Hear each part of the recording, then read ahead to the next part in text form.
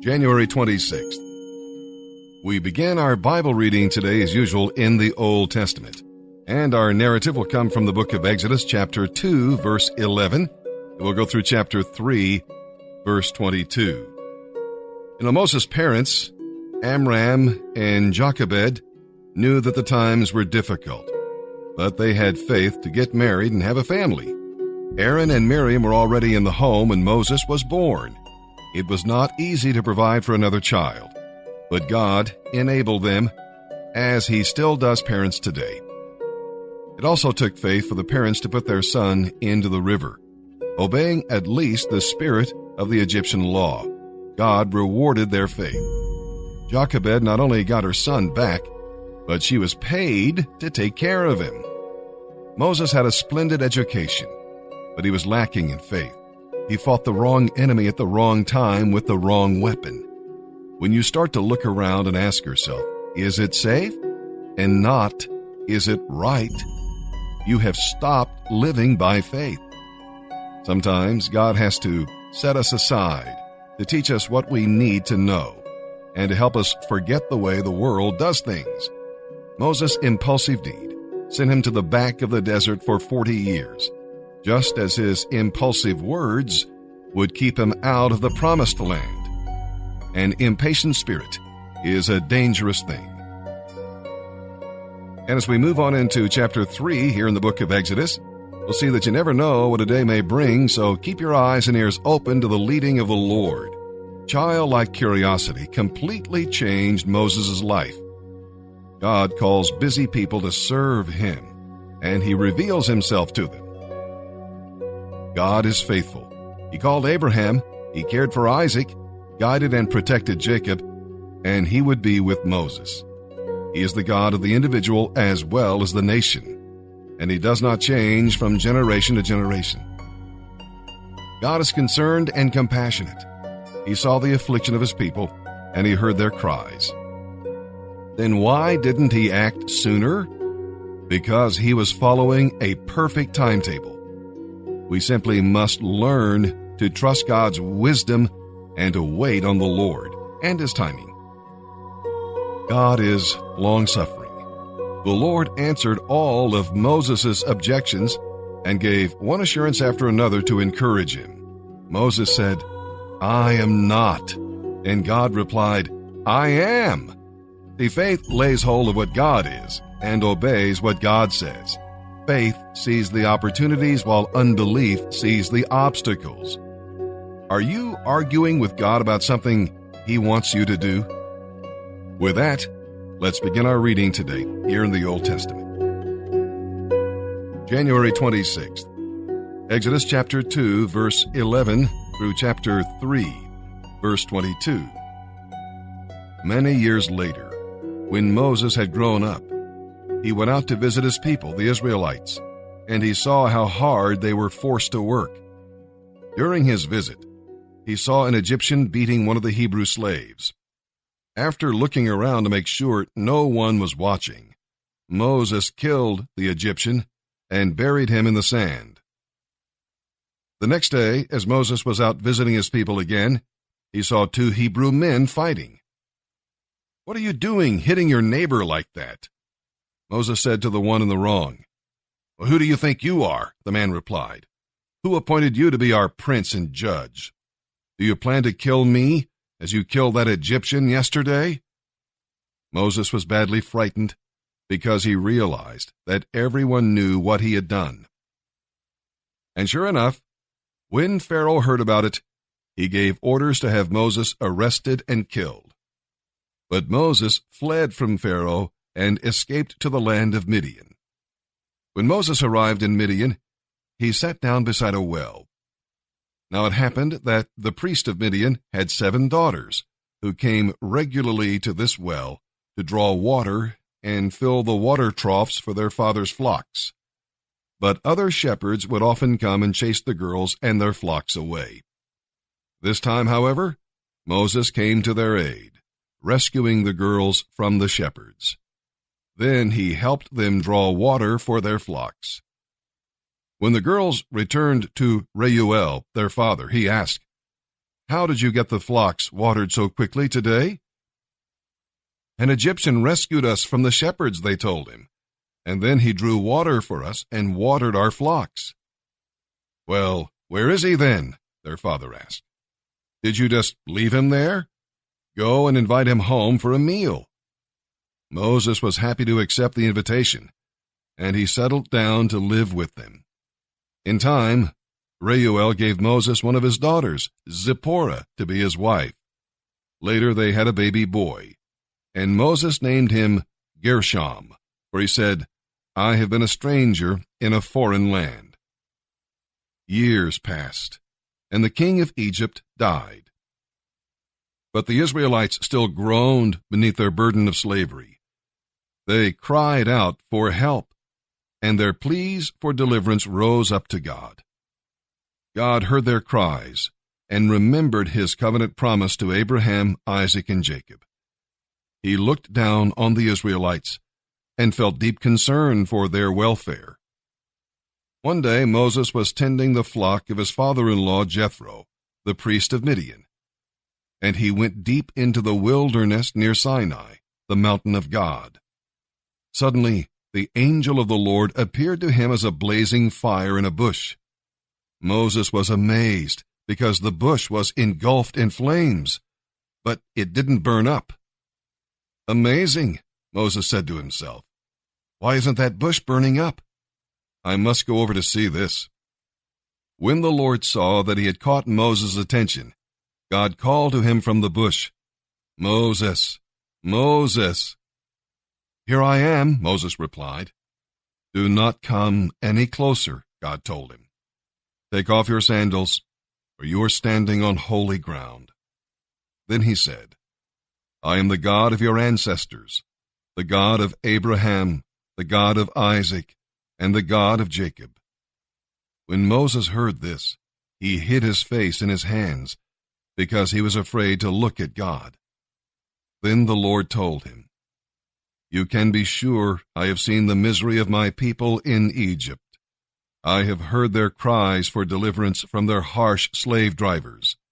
Yes, I'm aware of their suffering. So I have come to rescue them from the Egyptians and lead them out of Egypt into their own good and spacious land. It is a land flowing with milk and honey, the land where the Canaanites, Hittites, Amorites, Perizzites, Hivites, and Jebusites live. The cries of the people of Israel have reached me, and I have seen how the Egyptians have oppressed them with heavy tasks. Now go, for I am sending you to Pharaoh. You will lead my people, the Israelites, out of Egypt." "But who am I to appear before Pharaoh?" Moses asked God. "How can you expect me to lead the Israelites out of Egypt?" Then God told him, "I will be with you, and this will serve as proof that I have sent you. When you have brought the Israelites out of Egypt, you will return here to worship God at this very mountain." But Moses protested, "If I go to the people of Israel and tell them, 'The God of your ancestors has sent me to you,' they won't believe me. They will ask, 'Which God are you talking about? What is his name?' Then what should I tell them?" God replied, "I am the one who always is. Just tell them, 'I am, has sent me to you.'" God also said, "Tell them, 'The Lord, the God of your ancestors, the God of Abraham, the God of Isaac, and the God of Jacob, has sent me to you.' This will be my name forever. It has always been my name, and it will be used throughout all generations. Now go and call together all the leaders of Israel. Tell them, 'The Lord, the God of your ancestors, the God of Abraham, Isaac, and Jacob, appeared to me in a burning bush. He said, You can be sure that I am watching over you and have seen what is happening to you in Egypt. I promise to rescue you from the oppression of the Egyptians. I will lead you to the land now occupied by the Canaanites, Hittites, Amorites, Perizzites, Hivites, and Jebusites, a land flowing with milk and honey. The leaders of the people of Israel will accept your message. Then all of you must go straight to the king of Egypt and tell him, "The Lord, the God of the Hebrews, has met with us. Let us go on a 3-day journey into the wilderness to offer sacrifices to the Lord our God. But I know that the king of Egypt will not let you go except under heavy pressure. So I will reach out and strike at the heart of Egypt with all kinds of miracles. Then at last he will let you go. And I will see to it that the Egyptians treat you well. They will load you down with gifts so you will not leave empty-handed. The Israelite women will ask for silver and gold jewelry and fine clothing from their Egyptian neighbors and their neighbors' guests. With this clothing, you will dress your sons and daughters. In this way, you will plunder the Egyptians." January 26th. And now, as we turn our attention to the reading of the New Testament today, we'll be in the book of Matthew, chapter 17. We'll read verses 10 through 27. Listen to the King. This event was a picture of the coming kingdom and a proof that Jesus Christ is indeed the Son of the living God. The law, Moses, and the prophets Elijah all converge in him. But the thing Peter remembered most was the emphasis on the unchanging Word of God. The memory of visions will fade, but the Word endures forever. So trust the King. Jesus gave the disciples power to cast out demons, but their unbelief and lack of prayer robbed them of the power they needed. We cannot stay on the mountain of glory. There are needs to be met in the valley. So obey the king. The tax was an annual assessment of the Jewish men for the support of the temple.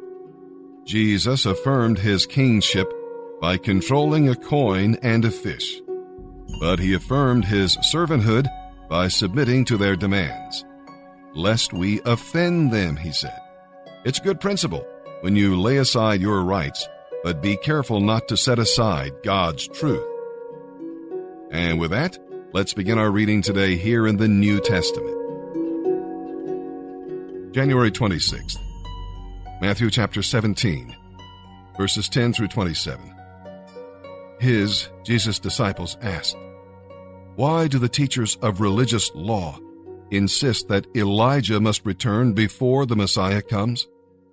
Jesus replied, "Elijah is indeed coming first to set everything in order. But I tell you, he has already come. But he wasn't recognized, and he was badly mistreated. And soon, the Son of Man will also suffer at their hands." Then the disciples realized he had been speaking of John the Baptist. When they arrived at the foot of the mountain, a huge crowd was waiting for them. A man came and knelt before Jesus and said, "Lord, have mercy on my son, because he has seizures and suffers terribly. He often falls into the fire or into the water. So I brought him to your disciples, but they couldn't heal him." Jesus replied, "You stubborn, faithless people, how long must I be with you until you believe? How long must I put up with you? Bring the boy to me." Then Jesus rebuked the demon in the boy, and it left him. From that moment, the boy was well. Afterward, the disciples asked Jesus privately, "Why couldn't we cast out that demon?" "You didn't have enough faith," Jesus told them. "I assure you, even if you had faith as small as a mustard seed, you could say to this mountain, 'Move from here to there,' and it would move. Nothing would be impossible." One day, after they had returned to Galilee, Jesus told them, "The Son of Man is going to be betrayed. He will be killed. But 3 days later, he will be raised from the dead." And the disciples' hearts were filled with grief. On their arrival in Capernaum, the tax collectors for the temple tax came to Peter and asked him, Doesn't your teacher pay the temple tax?" "Of course he does," Peter replied. Then he went into the house to talk to Jesus about it. But before he had a chance to speak, Jesus asked him, "What do you think, Peter? Do kings tax their own people, or the foreigners they have conquered?" "They tax the foreigners," Peter replied. "Well then," Jesus said, "the citizens are free. However, we don't want to offend them. So go down to the lake and throw in a line. Open the mouth of the first fish you catch, and you will find a coin. Take the coin and pay the tax for both of us." Psalm 22, verses 1 through 18. This is about crucifixion. Because he was a prophet, David was able to write about the Messiah centuries before he came. Crucifixion was not a Jewish form of capital punishment, yet David described it accurately. As we listen, we'll see Jesus at Calvary, his cry to the Father, the period of darkness, the ridicule of the people, his thirst and pain, his pierced hands and feet, it's all here, and the gambling for his clothes, even that is here in this psalm. Remember, he endured all of these things for you. Psalm 22, verses 1 through 18. For the choir director, a psalm of David, to be sung to the tune, "Doe of the Dawn." My God, why have you forsaken me? Why do you remain so distant? Why do you ignore my cries for help? Every day I call to you, my God, but you do not answer. Every night you hear my voice, but I find no relief. Yet you are holy. The praises of Israel surround your throne. Our ancestors trusted in you, and you rescued them. You heard their cries for help and saved them. They put their trust in you and were never disappointed. But I am a worm and not a man. I am scorned and despised by all. Everyone who sees me mocks me. They sneer and shake their heads, saying, "Is this the one who relies on the Lord? Then let the Lord save him. If the Lord loves him so much, let the Lord rescue him." Yet you brought me safely from my mother's womb and led me to trust you when I was a nursing infant. I was thrust upon you at my birth. You have been my God from the moment I was born. Do not stay so far from me, for trouble is near, and no one else can help me. My enemies surround me like a herd of bulls. Fierce bulls of Bashan have hemmed me in. Like roaring lions attacking their prey, they come at me with open mouths. My life is poured out like water, and all my bones are out of joint. My heart is like wax melting within me. My strength is dried up like sun-baked clay. My tongue sticks to the roof of my mouth. You have laid me in the dust and left me for dead. My enemies surround me like a pack of dogs. An evil gang closes in on me. They have pierced my hands and feet.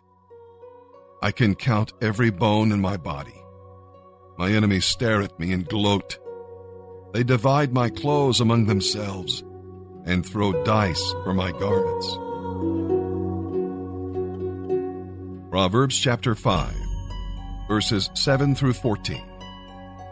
So now, my sons, listen to me. Never stray from what I'm about to say. Run from her. Don't go near the door of her house. If you do, you will lose your honor and hand over to merciless people everything you have achieved in life. Strangers will obtain your wealth, and someone else will enjoy the fruit of your labor. Afterward, you will groan in anguish when disease consumes your body, and you will say, "How I hated discipline! If only I had not demanded my own way. Oh, why didn't I listen to my teachers? Why didn't I pay attention to those who gave me instruction? I have come to the brink of utter ruin, and now I must face public disgrace.